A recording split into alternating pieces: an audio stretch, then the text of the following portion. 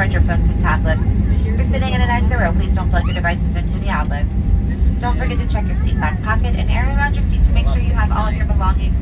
And be careful when opening overhead bins. Once we arrive at the gate, our airport team would be more than happy to answer any questions you might have. On behalf of the entire United Team and our Starlines partners, thank you for choosing to fly with us today. And again, as a courtesy to those with their call lights on, if we could let them get off the aircraft first, as they do have very tight connections and are going to different gates,